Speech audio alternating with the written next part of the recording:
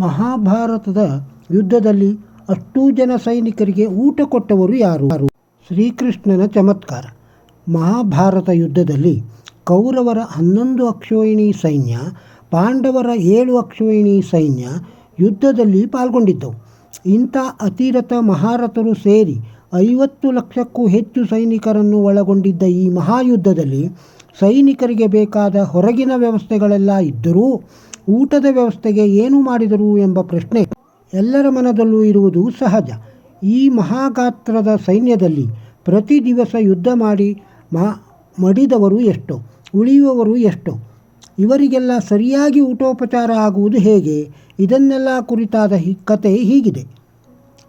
ಮಹಾಭಾರತ ಯುದ್ಧ ಪ್ರಥಮ ಮಹಾಯುದ್ಧ ಅಂತಲೇ ಹೇಳಬಹುದು. ಪ್ರಪಂಚದ ರಾಜರುಗಳೆಲ್ಲ ಈ ಯುದ್ಧದಲ್ಲಿ ಪಾಲ್ಗೊಂಡಿದ್ದರು. ಇದಕ್ಕೆ ಬರದೇ ಇದ್ದವರು ಯಾರೂ ಇಲ್ಲ. ಇಂಥದ್ದರಲ್ಲಿ ಒಂದು ಊರಿನ ರಾಜ ಮಾತ್ರ ಯುದ್ಧದಲ್ಲಿ ಪಾಲ್ಗೊಂಡಿದ್ದರೂ ಯುದ್ಧದಿಂದ ದೂರವಿದ್ದನು.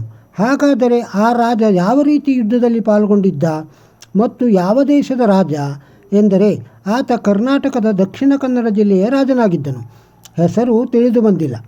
ಯುದ್ಧ ನಡೆಯುವ ಮುನ್ನ ಆ ರಾಜನು ತನ್ನ ಅಪಾರ ಸೈನ್ಯದೊಂದಿಗೆ ಕುರುಕ್ಷೇತ್ರ ಯುದ್ಧ ಭೂಮಿಗೆ ಬಂದನು. ಕೌರವ ಹಾಗೂ ಪಾಂಡವರ ಪಕ್ಷದವರು ಆತನನ್ನು ತಮ್ಮ ಕಡೆಗೆ ಬರುವಂತೆ ಪ್ರಯತ್ನಪಟ್ಟರು. ಆದರೆ ಆ ರಾಜ ದೂರದೃಷ್ಟಿಯುಳ್ಳವನಾಗಿದ್ದು ಎರಡೂ ಕಡೆಗೂ ಸೇರದೆ ನೇರವಾಗಿ ಶ್ರೀಕೃಷ್ಣನ ಹತ್ತಿರ ಹೋದನು. ಹೇ ವಾಸುದೇವ, ಕೌರವ ಪಾಂಡವರ ಎರಡೂ ಪಕ್ಷದವರು ಯುದ್ಧ ಮಾಡುವುದರಲ್ಲಿ ತಲ್ಲೀನರಾಗಿದ್ದಾರೆ. ಇಷ್ಟೊಂದು ಮಹಾಕಾಯ ಸೈನ್ಯಕ್ಕೆ ಊಟೋಪಚಾರದ ವ್ಯವಸ್ಥೆ ಹೇಗೆ ಎಂಬುದನ್ನು ಯಾರೂ ಯೋಚಿಸಿಲ್ಲ. ಎಲ್ಲರೂ ಯುದ್ಧ ಮಾಡುವ ಭರಾಟೆಯಲ್ಲಿ ಗೆಲ್ಲುವ ಹುಮ್ಮಸ್ಸಿನಲ್ಲಿ ಮುಳುಗಿ ಹೋಗಿದ್ದಾರೆ ಎಂದಾಗ ಕೃಷ್ಣನು, ಹೌದು ಮಹಾರಾಜ, ಊಟದ ವ್ಯವಸ್ಥೆ ಬಹಳ ಮುಖ್ಯವಾದದ್ದು. ನಿಮ್ಮಲ್ಲಿ ಏನಾದರೂ ಉಪಾಯ ಇದೆಯಾ ಎಂದು ಕೇಳಿದನು. ಹೇ ವಾಸುದೇವ, ನಿಜ ಹೇಳಬೇಕೆಂದರೆ ಈ ಸಹೋದರರ ಯುದ್ಧದಲ್ಲಿ ನನಗೆ ಪಾಲ್ಗೊಳ್ಳಲು ಸುತಾರಾಮ್ ಇಷ್ಟವಿಲ್ಲ. ಹಾಗಂತ ಪಾಲ್ಗೊಳ್ಳದೇ ಇರುವುದಾಗಲಿ ನನ್ನಿಂದ ಸಾಧ್ಯವಿಲ್ಲ. ಇನ್ನು ಯುದ್ಧ ನಿಲ್ಲಿಸಲು ಸಾಧ್ಯವಿಲ್ಲ. ನನ್ನದೊಂದು ಸಲಹೆ ಇದೆ. ನಾನು ಯುದ್ಧದಲ್ಲಿ ಪಾಲ್ಗೊಳ್ಳದೆ ಎರಡೂ ಕಡೆ ಸೈನಿಕರ ಸಮೂಹಕ್ಕೆ ಬೇಕಾದ ಭೋಜನದ ಎಲ್ಲ ವ್ಯವಸ್ಥೆಯನ್ನು ನನ್ನ ಸೈನಿಕರು ಮಾಡುವರು ಎಂದನು. ಕೃಷ್ಣನು ಇದಕ್ಕೆ ಸಂತೋಷದಿಂದ ಒಪ್ಪಿ, ಮಹಾರಾಜ, ನಿಮ್ಮ ಯೋಚನೆಯು ಸಮಂಜಸವಾದುದು. ಈ 50 ಲಕ್ಷಕ್ಕೂ ಮೀರಿದ ಸೈನಿಕರಿಗೆ ಭೋಜನದ ವ್ಯವಸ್ಥೆಯನ್ನು ನೀವು ಮಾಡುವುದರಿಂದ ಊಟದ ವಿಷಯದಲ್ಲಿ ನಾವೆಲ್ಲ ನಿಶ್ಚಿಂತರಾಗಿ ಇರಬಹುದು ಎಂದನು. ಇಂಥ ಮಹಾಸಂಗ್ರಾಮದ ಭೋಜನದ ವ್ಯವಸ್ಥೆಯನ್ನು ಕೃಷ್ಣ ಅಥವಾ ಭೀಮನ ವಿನಃ ಬೇರೆ ಯಾರಿಂದಲೂ ಮಾಡಲು ಸಾಧ್ಯವಿರಲಿಲ್ಲ. ಆದರೆ ಭೀಮ ಯುದ್ಧ ಬಿಟ್ಟು ಬರುವಂತಿರಲಿಲ್ಲ. ಇನ್ನು ಶ್ರೀಕೃಷ್ಣನೇ ಯುದ್ಧದ ಸೂತ್ರಧಾರ. ಹೀಗೆ ಪ್ರತಿದಿನ ಸೈನಿಕರಿಗೆ ಭೋಜನದ ವ್ಯವಸ್ಥೆಯನ್ನು ಅರಸರು ಮಾಡಲು ಆರಂಭಿಸಿದನು. 18 ದಿನಗಳ ಕಾಲದಲ್ಲಿ ಪ್ರತಿದಿನವೂ ಊಟದ ವ್ಯವಸ್ಥೆ ಮಾಡಲಾಗುತ್ತಿದ್ದು ಯಾರಿಗೂ ಹೆಚ್ಚು ಅಥವಾ ಕಡಿಮೆ ಆಗದಂತೆ ಸ್ವಾದಿಷ್ಟವಾದ, ಆರೋಗ್ಯಕರವಾದ, ಹಿತಕರವಾದ ಭೋಜನದ ವ್ಯವಸ್ಥೆ ಅಚ್ಚುಕಟ್ಟಾಗಿ ಸಾಂಗೋಪಾಂಗವಾಗಿ ನಡೆಯುತ್ತಿತ್ತು. ಒಂದು ದಿವಸವೂ ಅಡುಗೆಯ ಹದ ತಪ್ಪುತ್ತಿರಲಿಲ್ಲ. ಎಲ್ಲರಿಗೂ ಸಮೃದ್ಧಿಯಾಗುವಷ್ಟು ಊಟ ಆಗುತ್ತಿತ್ತು. ಯುದ್ಧ ಅಂದ ಮೇಲೆ ಸಾವು ನೋವುಗಳು ದಿನವೂ ಇರುತ್ತಿತ್ತು. ಸಾವಿರಾರು ಸಂಖ್ಯೆಯಲ್ಲಿ ಸೈನಿಕರು ಸಾಯುತ್ತಿದ್ದರು. ಹೀಗಿರುವಾಗಲೂ ಮಾಡಿದ ಅಡುಗೆ ಪದಾರ್ಥ ಜಾಸ್ತಿಯಾಗಿ ಚೆಲ್ಲುವುದಾಗಲಿ ಕಡಿಮೆಯಾಗುವುದಾಗಲಿ ಆಗುತ್ತಿರಲಿಲ್ಲ.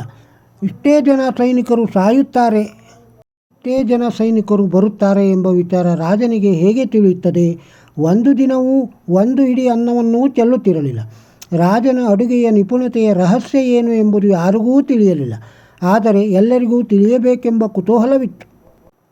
ಆಯಾ ದಿನಕ್ಕೆ ಎಷ್ಟು ಬೇಕು ಅಷ್ಟೇ ತಯಾರಿಸುವ ರಾಜನ ಕುಶಲತೆಯನ್ನು ತಿಳಿದುಕೊಳ್ಳಲೇಬೇಕೆಂಬ ಆಸಕ್ತಿ ಯುಧಿಷ್ಠಿರನಿಗಂತೂ ದಿನೇ ದಿನೇ ಹೆಚ್ಚುತ್ತಿದ್ದು 18 ದಿನಗಳ ಮಹಾಯುದ್ಧ ಮುಗಿಯಿತು.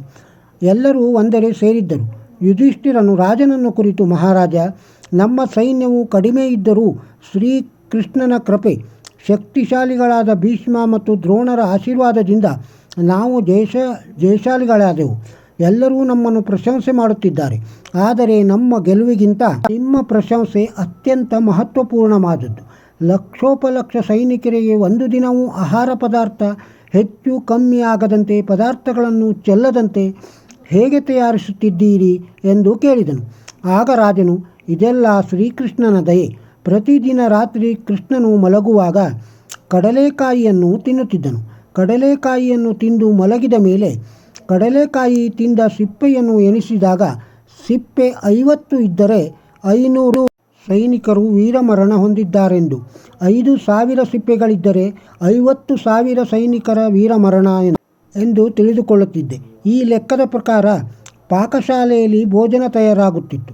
ಹೀಗಾಗಿ ಭೋಜನ ಹೆಚ್ಚು ಅಥವಾ ಕಡಿಮೆ ಆಗುವುದು ಆಗಲಿಲ್ಲ. ಭಗವಂತನ ದಯೆಯಿಂದ ಅಡುಗೆ ಪದಾರ್ಥಗಳು ಕೆಡುತ್ತಿರಲಿಲ್ಲ. ಯುದ್ಧದಲ್ಲಿ ಪಾಲ್ಗೊಳ್ಳದೆ ಹಸಿದವರಿಗೆ ಭೋಜನದ ವ್ಯವಸ್ಥೆ ಮಾಡುವಂತಹ ಸುಸಂದರ್ಭ ಒದಗಿ ಬಂದಿದ್ದು ಕೂಡ ಪರಮಾತ್ಮನ ಸಂಕಲ್ಪ ಎಂದು ಕೃಷ್ಣನಿಗೆ ಮನಸಾರೆ ವಂದಿಸಿದನು. ಇದು ಸರ್ವವ್ಯಾಪಿ ಭಗವಂತನಾದ ಶ್ರೀಕೃಷ್ಣನ ಚಮತ್ಕಾರ. ಕೃಷ್ಣಾಯ ವಾಸುದೇವಾಯ ಹರಯೇ ಪರಮಾತ್ಮನೇ ಪ್ರಣತಃ ಕ್ಲೇಶನಾಶಾಯ ಗೋವಿಂದಾಯ ನಮೋ ನಮಃ. ಭಕ್ತನೊಬ್ಬನೇ ಭಗವಂತನಿಗಾಗಿ ಕಷ್ಟ ಸಹಿಸೋಲ್ಲ. ಭಗವಂತನು ಭಕ್ತನಿಗಾಗಿ ಕಾಳಜಿ ಹೊಂದಿರುತ್ತಾನೆ. ಅವನಿಗಿಂತ ಹೆಚ್ಚು ತಾನು ಕಷ್ಟ ಎದುರಿಸುತ್ತಾನೆ. ಇದು ಭಗವಂತ ಭಕ್ತನ ಪರ ಹೊಂದಿದ ಪ್ರೇಮ ತಿಳಿಸುತ್ತದೆ. ಕಷ್ಟದಲ್ಲೂ ಸುಖದಲ್ಲೂ ಅವನೇ ನಮ್ಮ ಜೊತೆಗಾರ ಎಂದು ತಿಳಿದು ಅವನ ಮೇಲೆ ವಿಶ್ವಾಸವಿಟ್ಟು ನಡೆಯೋಣ. ಮಹಾಭಾರತದ ಈ ಮಾಹಿತಿ ನಿಮಗೆ ಇಷ್ಟವಾದರೆ ಒಂದು ಲೈಕ್ ಕೊಡಿ ಹಾಗೂ ಬೇರೆಯವರಿಗೂ ಶೇರ್ ಮಾಡಿ. ಇನ್ನೂ ಸಬ್ಸ್ಕ್ರೈಬ್ ಆಗದೇ ಇದ್ದರೆ ಸಬ್ಸ್ಕ್ರೈಬ್ ಆಗಿ. ಮತ್ತೊಂದು ಮಾಹಿತಿಯೊಂದಿಗೆ ನಾಳೆ ಸಿಗೋಣ. ನಮಸ್ಕಾರ.